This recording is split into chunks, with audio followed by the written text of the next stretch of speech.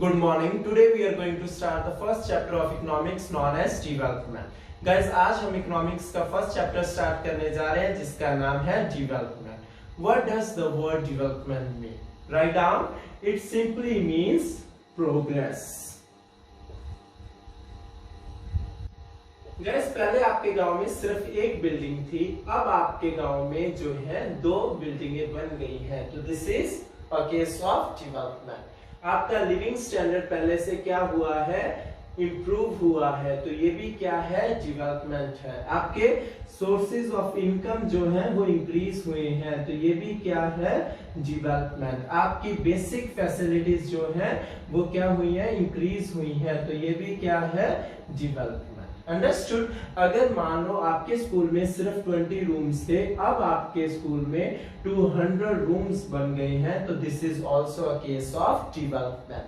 पहले किसी के पास जो थी बाइक नहीं थी, अब उस बंदे ने क्या कर लिया है, बाइक को परचेज कर लिया है, तो ये क्या है, ये डेवलपमेंट है. Understood.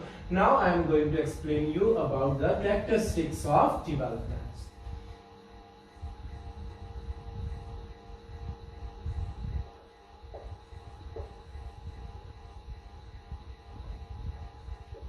Guys, there are 2 main characteristics of development. Development की 2 main characteristics होती हैं. First one is different people have different development goal. Second, development for one may not be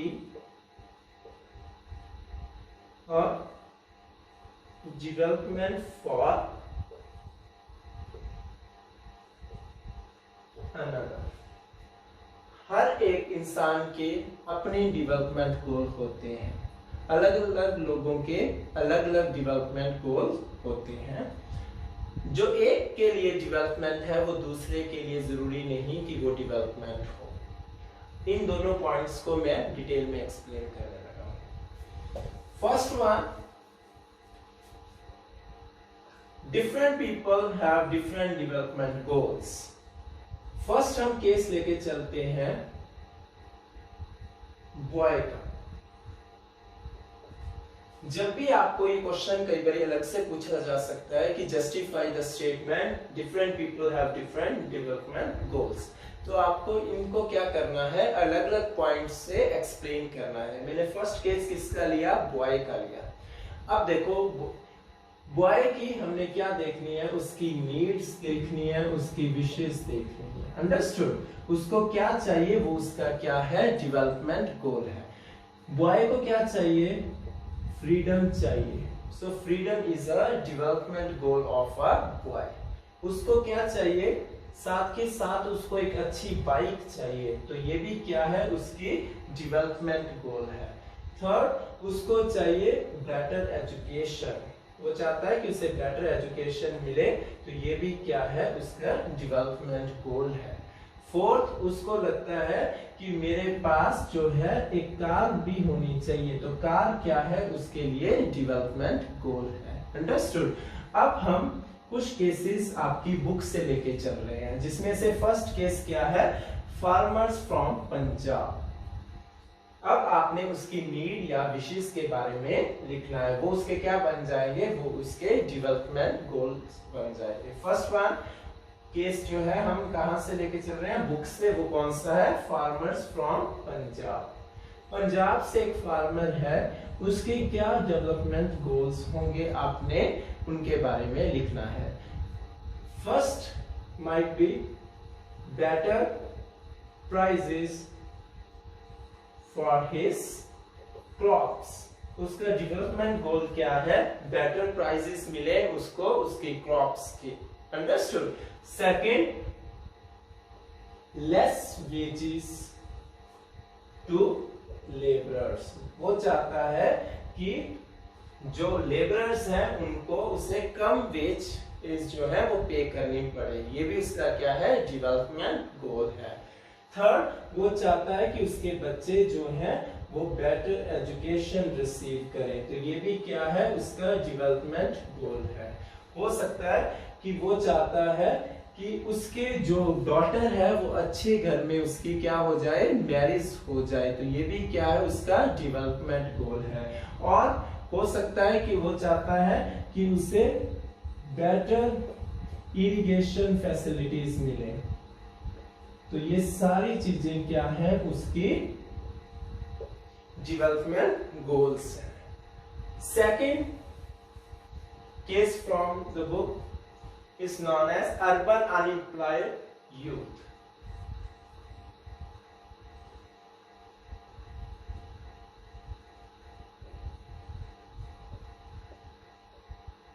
Now, what are his development goals? पहला हो सकता है कि देखो वो कौन है, वो अनएम्प्लॉयड है। वो चाहता है कि उसके पास मोर जॉब फैसिलिटीज हो, गवर्नमेंट ज्यादा से ज्यादा जॉब फैसिलिटीज प्रोवाइड करे बाय ओपनिंग वेरियस शोरूम्स, जिससे उसको सेल्समैन की क्या मिल जाए, जॉब मिल जाए। तो उसका फर्स्ट डेवलपमेंट गोल क्या है, more job facilities. Second one, वो चाहता है कि बैंक उसको क्या करे, इजीली फंड प्रोवाइड करे ताकि वो क्या कर सके, सेल्फ बिजनेस को एस्टेब्लिश कर सके। So bank may lend him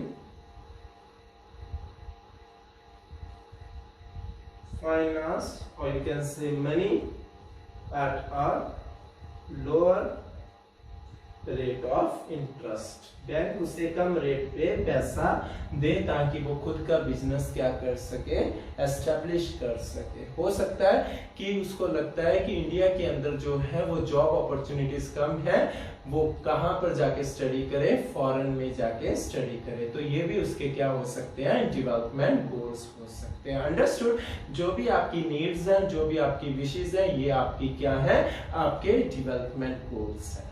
Now I am going to explain you about second characteristics of development. Development for one may not be, or development for another. जो एक के लिए डेवलपमेंट है, जरूरी नहीं है कि वो दूसरे के लिए भी क्या हो, डेवलपमेंट हो। ये क्वेश्चन अलग से भी आ सकता है कि आप इसको क्या करो, जस्टिफाई करो। गाइस, जब भी आपने ऐसे क्वेश्चन को अटेम्प्ट करना है तो आपने दो कॉन्ट्राडिक्टरी क्या लेने हैं, केसेस लेने हैं। जैसे मैं लेके चल रहा हूं फार्मर्स एंड लेबरर्स का। देखो, फार्मर्स को क्या चाहिए, farmers want less wages.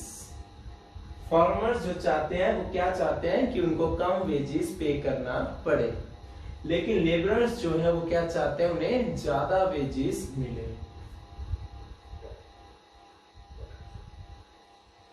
Understood?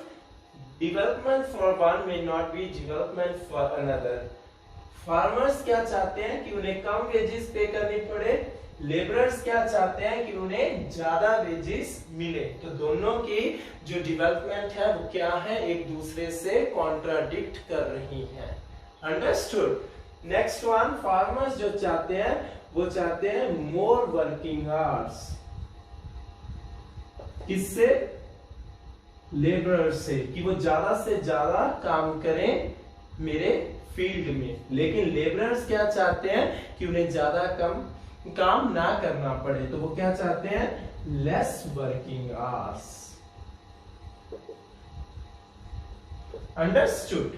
अगर आप इसको फर्स्ट कैरेक्टरिस्टिक के साथ क्या करते हो, लिंक करते हो, अगर आप सिर्फ ये लिखते हो फार्मर्स क्या चाहते हैं, लेस वेजेस, एंड फार्मर्स चाहते हैं मोर वर्किंग आवर्स फ्रॉम लेबरर्स, तो ये क्या है, ये होगा first characteristic. Means different people have different development goal. अगर आप लेबरर्स की बात करो, उनके लिए क्या है, मोर वेजेस, तो ये उनके लिए क्या है, different people have different development goals. जैसे कि लेबरर्स के लिए मोर वेजेस, लेस वर्किंग आवर्स। लेकिन अगर आप इन दोनों को कंपेयर कर रहे हो तो वो कौन सी कैरेक्टरिस्टिक बन जाती है, वो सेकंड कैरेक्टरिस्टिक बन जाती है। Development for one may not be a development for another. Understood? Now I am going to explain this one with the second case. मान लो पेरेंट्स एंड चिल्ड्रन को हम क्या कर रहे हैं, कंपेयर कर रहे हैं। Parents they don't want to give freedom to their children. Parents नहीं चाहते कि उनके बच्चों को क्या मिले, फ्रीडम मिले, ताकि वो मिस यूज ना कर सके। चिल्ड्रन क्या चाहते हैं, they want freedom. Understood? Children को क्या चाहिए, फ्रीडम चाहिए। पेरेंट्स क्या नहीं देना चाहते, फ्रीडम नहीं देना चाहते। So development for one may not be a development for another. Understood? Second, parents they don't want to send their children abroad for higher studies। वो नहीं चाहते कि उनके बच्चे बाहर पढ़ने जाए, लेकिन children want foreign studies.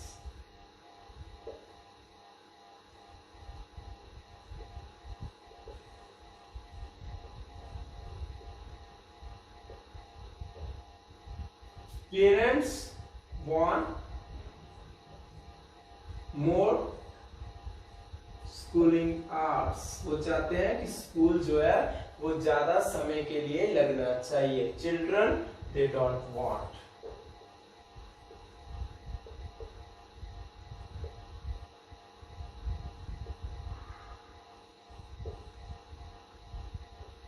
Parents चाहते हैं उनका बच्चा ज्यादा से ज्यादा दिन में स्टडी करे। चिल्ड्रन नहीं चाहते कि वो सारा दिन क्या करते रहे, पढ़ते रहे। एसएसटी के अंदर आप इन पॉइंट्स को जो है आपने कैसे एक्सप्लेन करना है, मोरओवर आप इनको पैराग्राफ्स बना के भी लिख सकते हैं। Understood? Now I am going towards the next topic.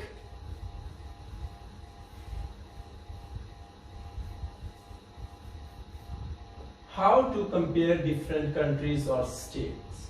Guys, आप कैसे कह सकते हो कि ये कंट्री ज्यादा अच्छी है इस कंट्री से, या फिर ये स्टेट ज्यादा अच्छी है इस स्टेट से। अंडरस्टूड? अब हम इसको नॉर्मल क्लासरूम के साथ कंपेयर कर रहे हैं। मान लो ये है मिस्टर ए और ये है मिस्टर बी। हम इनको क्या कर रहे हैं, कंपेयर कर रहे हैं, सो दैट हम क्या दे सके, बेस्ट स्टूडेंट का अवार्ड दे सके। मिस्टर ए जो है वो मैथ्स में बहुत अच्छे हैं। मिस्टर बी जो है वो इंग्लिश में बहुत ज्यादा अच्छे हैं। मिस्टर ए नेशनल लेवल में उन्होंने गोल्ड मेडल जीता हुआ है किस गेम में, फुटबॉल में। मिस्टर बी ने जो है इंटरनेशनल लेवल पे क्या जीता हुआ है, गोल्ड मेडल।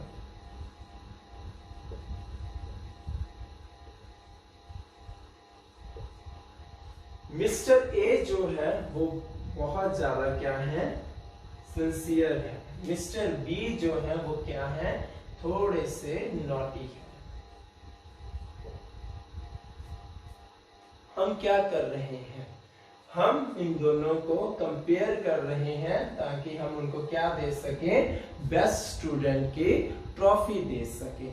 तो हमने अलग अलग पैरामीटर्स क्या किए, यूज किए इन्हें कंपेयर करने के लिए। हमने देखो सब्जेक्ट्स को कंपेयर किया, हमने स्पोर्ट्स अचीवमेंट्स को कंपेयर किया, हमने उनके बिहेवियर को क्या किया, कंपेयर किया।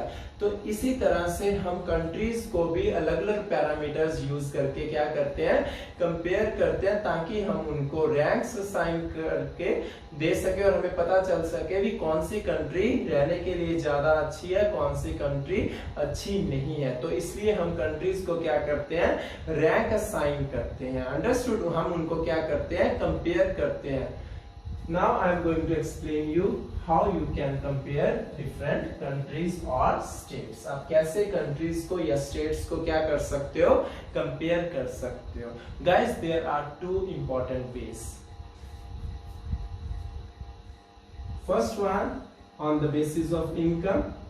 आप income के basis पे countries को compare कर सकते हो। Second one is non-income parameters. आप लिख low income parameters, non income parameters.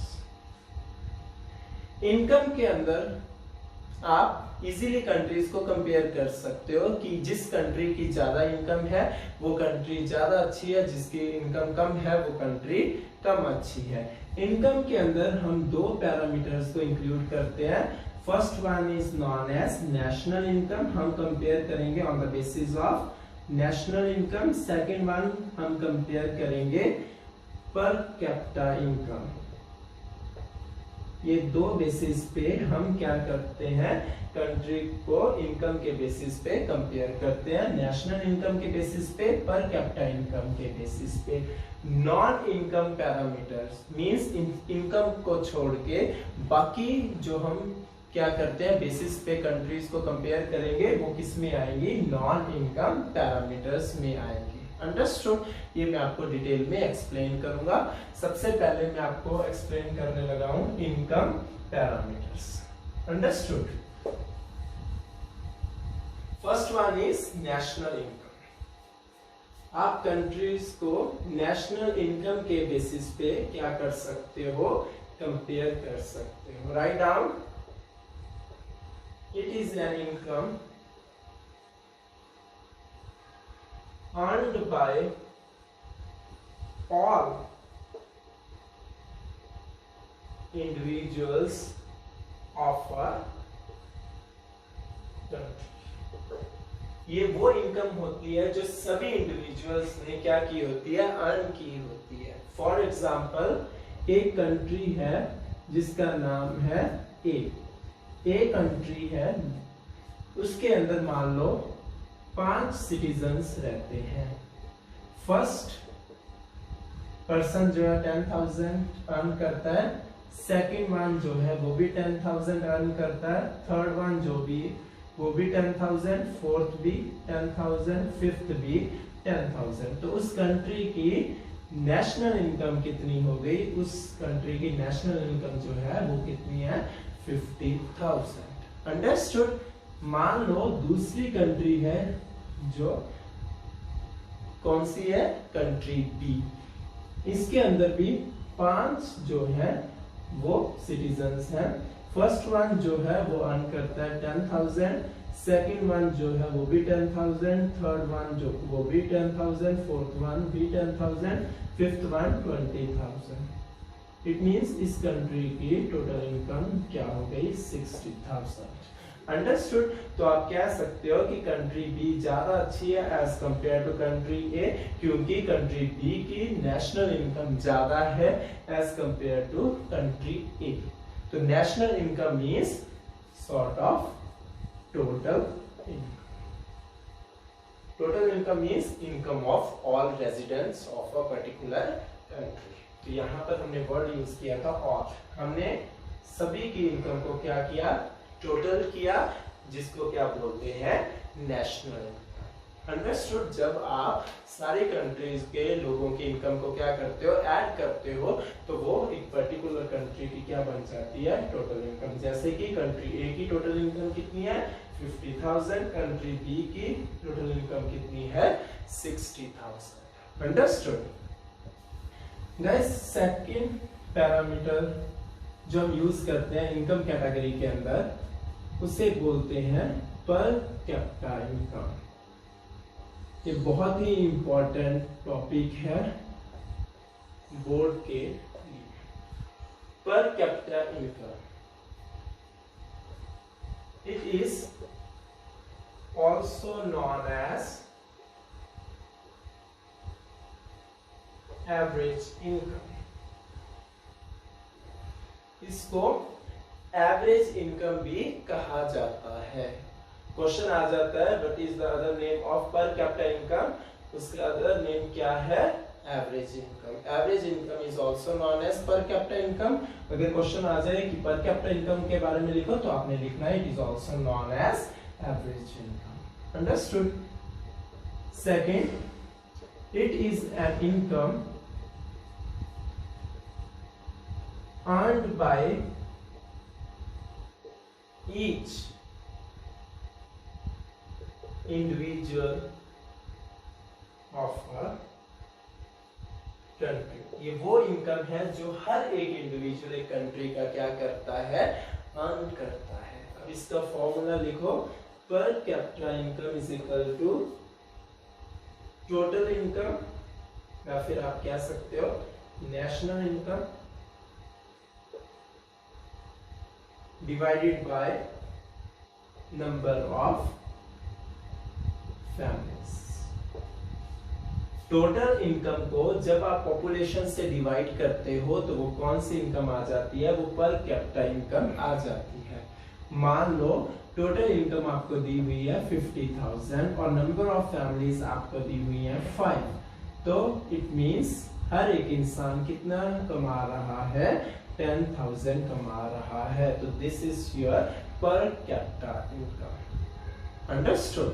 अगर मान लो यही 60,000 होता और नंबर ऑफ फैमिलीज या फिर टोटल पॉपुलेशन वहां की सिर्फ 2 होती तो आपकी पर कैपिटा इनकम कितनी होती, 30,000। मींस हर एक इंसान कितना कमा रहा है, 30,000 कमा रहा है। यहाँ पर हर एक इंसान कितना कमा रहा है, 10,000 कमा रहा है। तो this is known as per capita income और एवरेज इनकम। अंडरस्टूड।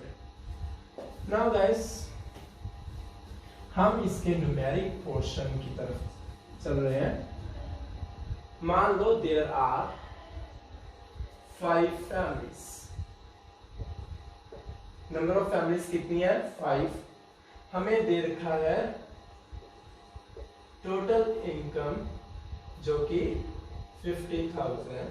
अब क्वेश्चन आएगा फाइंड आउट द पर कैपिटा इनकम। हमें पता है कि पर कैपिटा इनकम निकालने का फॉर्मूला क्या है, per capita income is equal to total income divided by number of families. तो 50,000 divided by 5, it means per capita income कितनी आ गई, 10,000। Understood. Second question, there are 5 families and per capita income is 10,000. Find out the total income।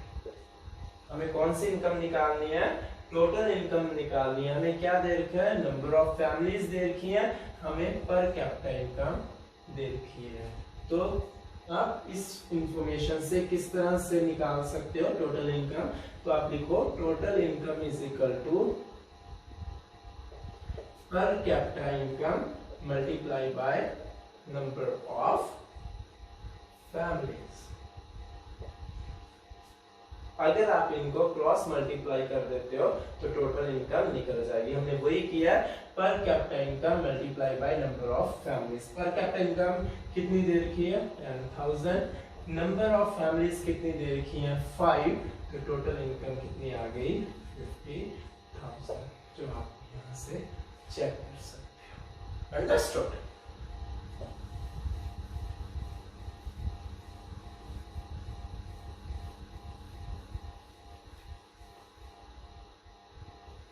Third type of question, there are 5 families, 5 families हैं।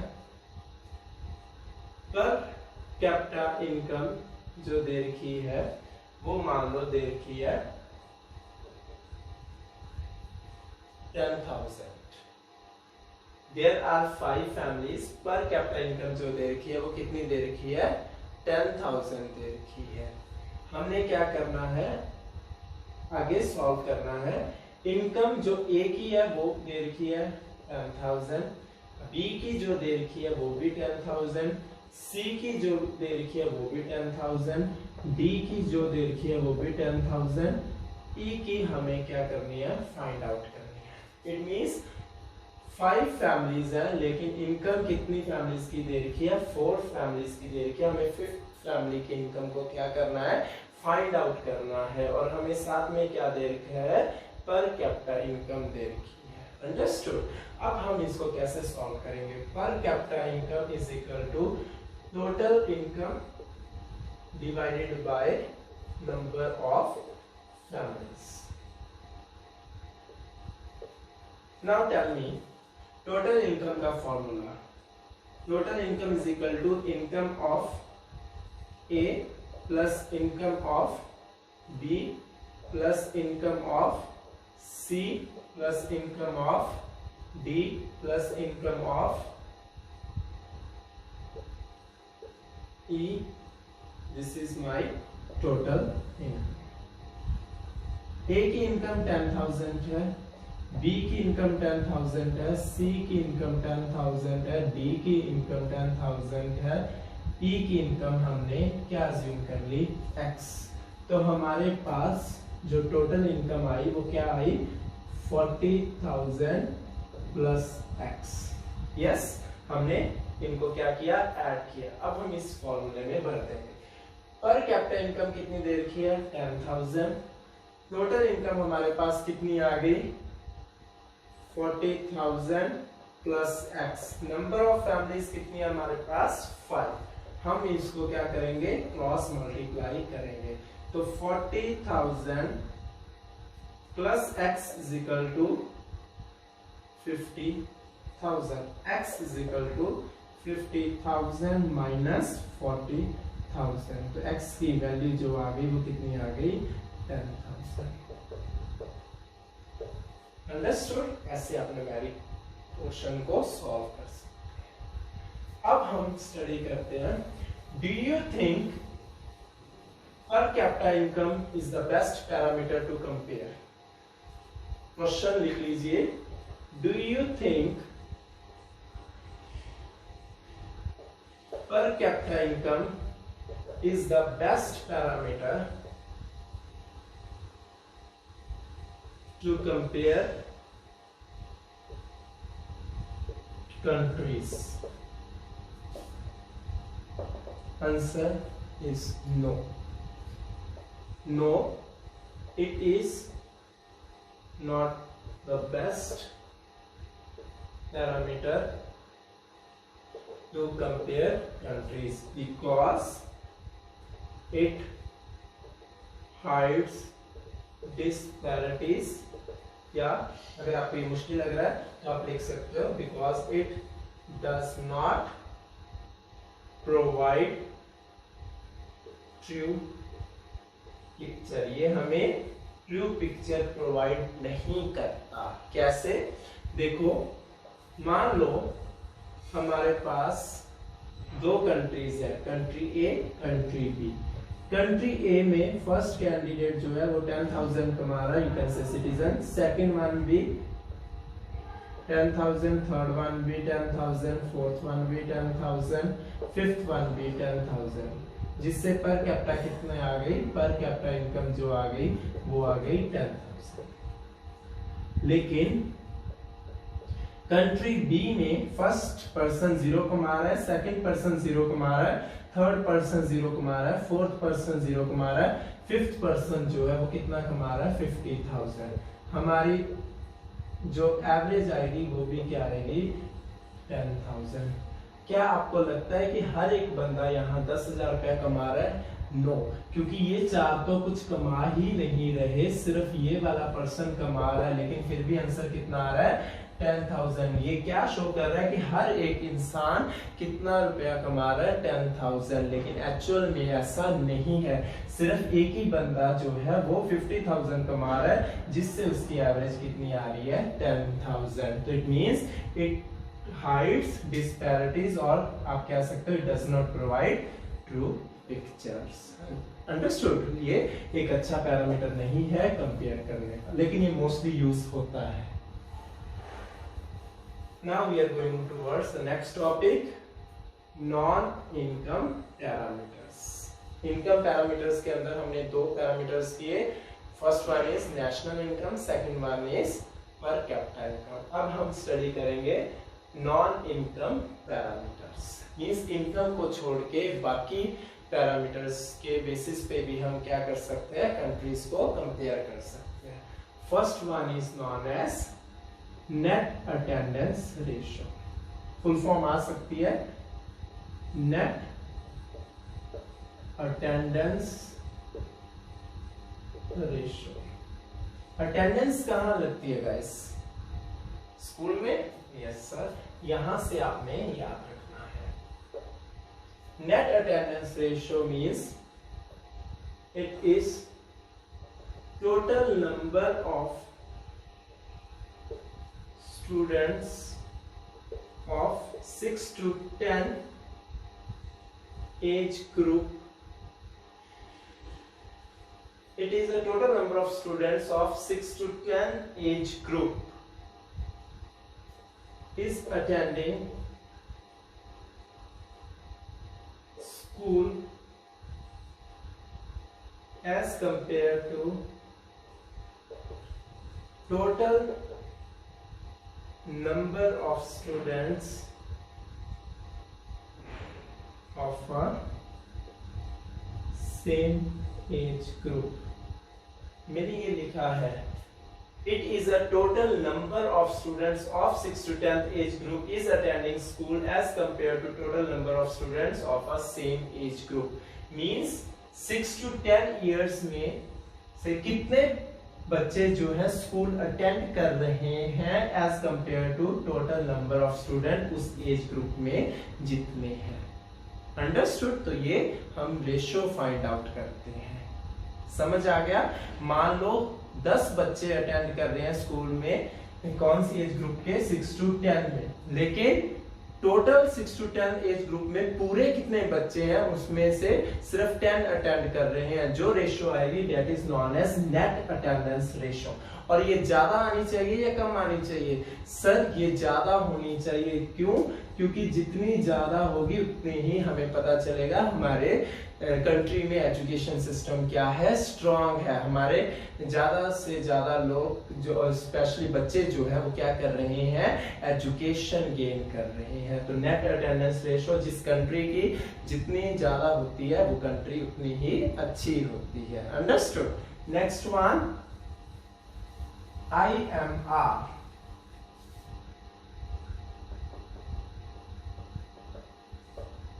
Infant mortality rate. Infant means baby less than 1 year. Write down number of people. तो people यहाँ पर आप सीधा इसको use कर सकते हो. Number of children is the correct word या number of baby is correct word. Die before the age of 1 age per the total number of infant born in that year. जितने बच्चे उस साल पैदा हुए उसमें से कितने बच्चे की डेथ जो है हो गई है उसको क्या बोलते हैं, इन्फेंट मोर्टेलिटी रेट. और ये ज्यादा होनी चाहिए या कम होनी चाहिए? गाइस ये कम होनी चाहिए, क्योंकि अगर ज्यादा बच्चों की डेथ हो रही है तो ये शो कर रहा है कि हमारी कंट्री के अंदर क्या स्ट्रांग नहीं है, हेल्थ सिस्टम जो है वो स्ट्रांग नहीं है. हमारे पास प्रॉपर मेडिकल फैसिलिटीज अवेलेबल नहीं है, तभी हम बच्चों को क्या नहीं कर पा रहे, बचा नहीं पा रहे. तो ये IMR जिस कंट्री का जितना कम होगा उतना ही ज्यादा वो कंट्री क्या है, अच्छी है. अंडरस्टूड? थर्ड वन आप लिविंग स्टैंडर्ड के बेसिस पे आप कंपेयर कर सकते हो। फोर्थ, आप इंफ्रास्ट्रक्चर के बेसिस पे कंपेयर कर सकते हो कंट्रीज को। जिस कंट्री का लिविंग स्टैंडर्ड जितना अच्छा होगा वो कंट्री उतनी अच्छी है, तो ये कौन सा साइन आएगा, प्लस का साइन आएगा। इंफ्रास्ट्रक्चर जिस कंट्री का ज्यादा अच्छा है वो कंट्री ज्यादा अच्छी है, जैसे कि आप रोड्स कह सकते हो, बिल्डिंग्स कह सकते हो, quality of other infrastructure facilities को आप क्या कर सकते हो, इंक्लूड कर सकते हो। फिफ्थ वन, अगर आप सेफ्टी को कंपेयर कर सकते हो, जो कंट्री ज्यादा रहने के लिए सेफ है वो ज्यादा अच्छी है, opposite is the case with other countries. Next one is BMI, important है, right down, body mass index. It measures body fat, ये बॉडी फैट को मेजर करता है। इसको फाइंड आउट करने का फॉर्मूला जो है वो है guys weight divided by height square. Weight जो आप लोगे वो केजी में लोगे और हाइट जो लोगे आप मीटर स्क्वायर में लोगे। ये ह्यूमंस को 3 कैटेगरी में डिवाइड करता है कि ह्यूमन जो है अंडरवेट है या फिर ओवरवेट है या फिर आप कह सकते हो नॉर्मली वेटेड है। Understood? Now write down one question. Do you think income is the only goal for an individual? क्या आपको लगता है कि एक इंडिविजुअल के लिए सिर्फ इनकम ही एक इंपॉर्टेंट गोल है? नो, इनकम के बिना भी हमें बहुत सारी चीजें हम क्या करते हैं, एक्सपेक्ट करते हैं, जैसे कि safety, respect, equality, freedom etcetera are the other goals. Income एक इंपॉर्टेंट गोल है, नो डाउट। उसके बिना हमें सेफ्टी भी चाहिए, हमें रिस्पेक्ट भी चाहिए, हमें इक्वालिटी भी चाहिए, हमें फ्रीडम भी चाहिए। ये भी इंपॉर्टेंट गोल्स हैं जो ह्यूमन क्या करता है, सेटिस्फाई करने की कोशिश करता है। Understood? Now we are going to discuss one important term known as HDI. HDI stands for Human Development Index. It assigns ranks to different countries on the basis of level of education,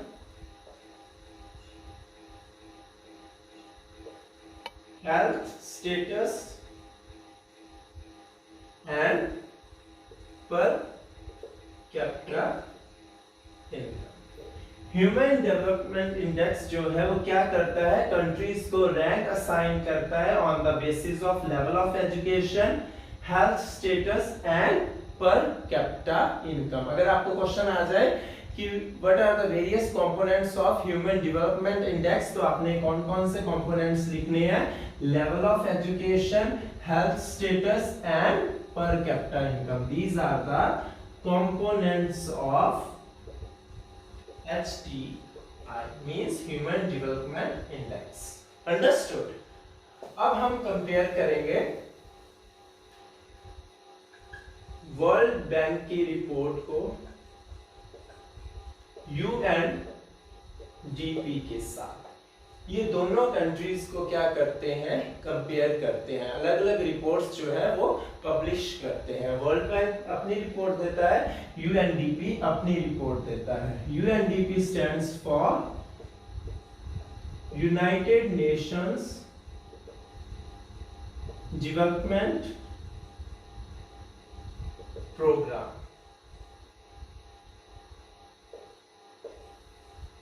world Bank and UNDP। World Bank जो है वो एक narrow concept है, it is a narrow concept, UNDP जो है वो क्या है, एक ब्रॉड कॉन्सेप्ट है। अंडरस्टूड। वर्ल्ड बैंक जो है एक नैरो कॉन्सेप्ट है, यूएनडीपी जो है वो एक ब्रॉड कॉन्सेप्ट है। It divides countries into 3 categories। ये कंट्रीज को 3 कैटेगरीज में डिवाइड करता है। वो कैटेगरीज कौन सी हैं? Developing countries, developed countries and under developed countries. Understood. ये कंट्रीज को 3 कैटेगरीज में डिवाइड करता है। किस बेसिस पे? On the basis of per capita income. ये सिर्फ पर कैपिटा इनकम को बेस मान के कंट्रीज को 3 कैटेगरीज में डिवाइड करता है। वो कैटेगरीज कौन सी हैं? Developing countries, developed countries, under developed countries. Understood. UNDP जो है वो एक ब्रॉड कॉन्सेप्ट है और ये क्या करता है? रैंक्स असाइन करता है। It assigns ranks like first, second, third. ये कैटेगरीज में नहीं डिवाइड करके बल्कि उनको first, second, third, fourth rank देता है। अंडरस्टूड। और ये पर कैपिटा इनकम के साथ साथ अदर पैरामीटर्स को भी क्या करता है? कंसीडर करता है। इसलिए ये कौन सी कैटेगरी में आता है? ब्रॉड कैटेगरी में आता है। Understood. Now we are going towards the last topic of the day, known as sustainable development.